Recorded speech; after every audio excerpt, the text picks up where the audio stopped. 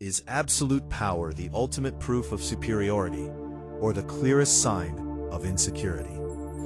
To understand Frieza, you must understand the psychology of someone who was born believing the universe existed beneath him. Unlike many villains who are shaped by tragedy, abandonment, or trauma, Frieza's story begins with something very different: absolute privilege. From the moment he came into existence, he was surrounded by power, dominance, and fear. Entire planets trembled at the mention of his name.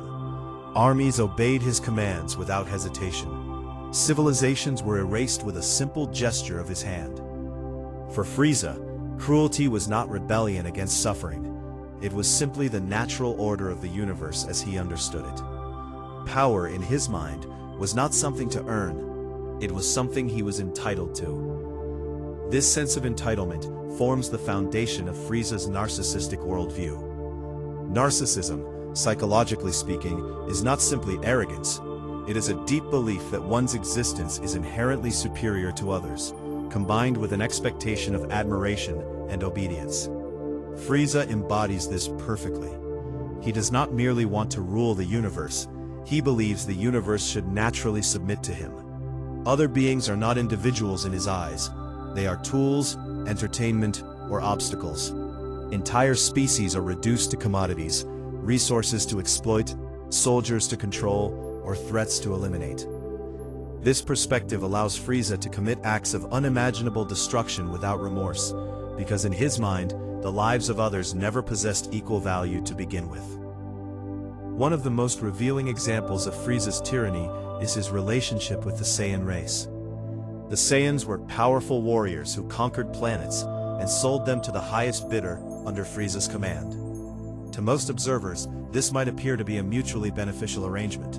The Saiyans gained wealth and purpose, while Frieza expanded his empire. But beneath the surface, the relationship was built entirely on manipulation and fear. Frieza understood something critical about power. Those who serve you today may one day challenge you tomorrow. The Saiyans were becoming stronger, more confident, and more independent. Their growing power planted a seed of anxiety in Frieza's mind.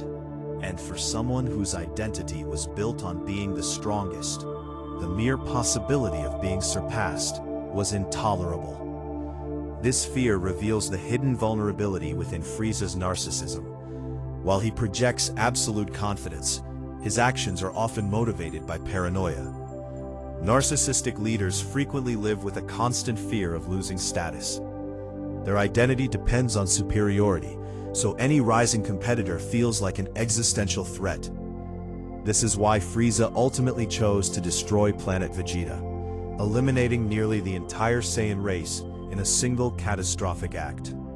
It was not simply a strategic decision, it was a psychological one. By erasing the Saiyans, Frieza was attempting to erase the possibility that someone could challenge his dominance. Ironically, this act of destruction created the very force that would eventually threaten him.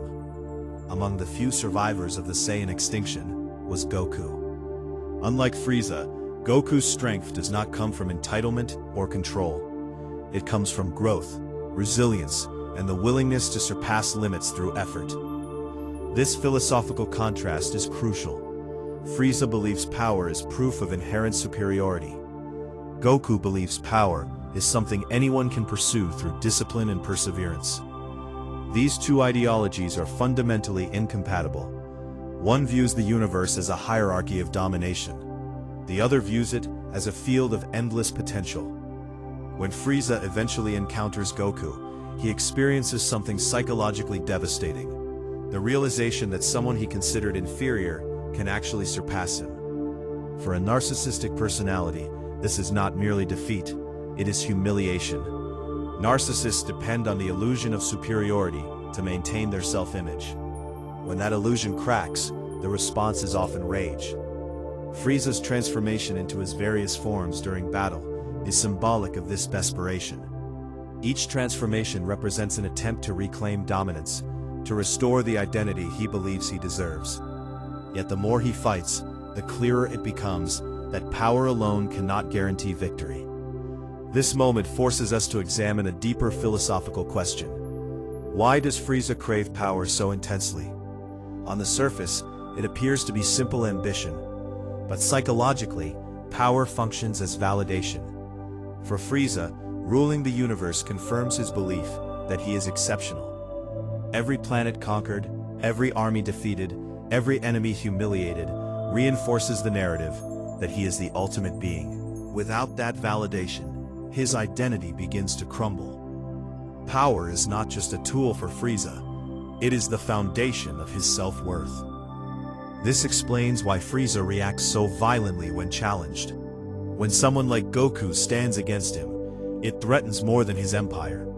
It threatens the story he tells himself about who he is. The battle becomes symbolic. If Frieza loses, it means he was never inherently superior.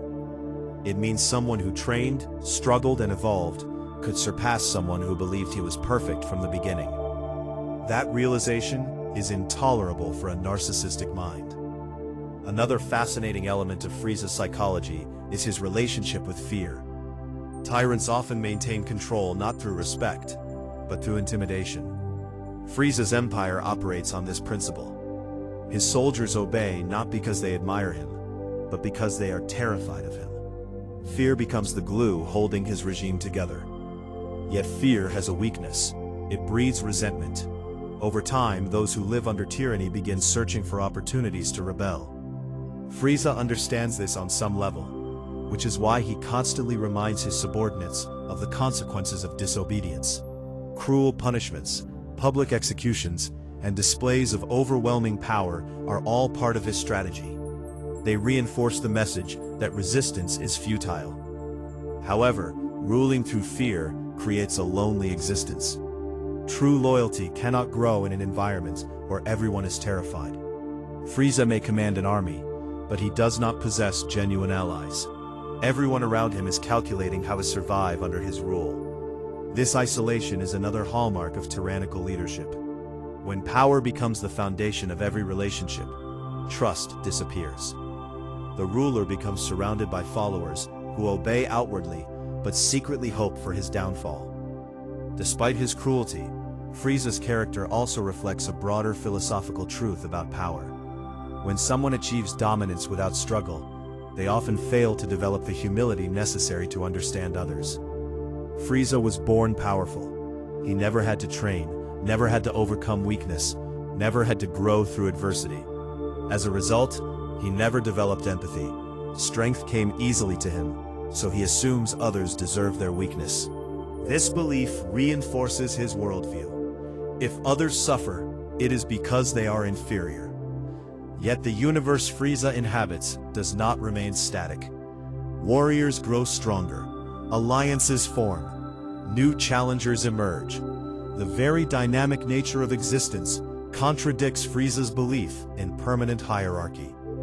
Every time he returns and seeks revenge, it reveals a deeper insecurity, the fear that the universe will eventually leave him behind. His obsession with reclaiming dominance is an attempt to freeze the world in a state where he remains at the top. In this sense, Frieza represents more than just a villain. He represents the dangers of defining identity through power alone. When strength becomes the only measure of worth, compassion disappears. When dominance becomes the ultimate goal, cooperation becomes impossible.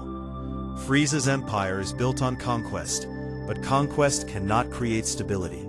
It can only maintain temporary control. The moment someone stronger appears, the entire structure begins to collapse.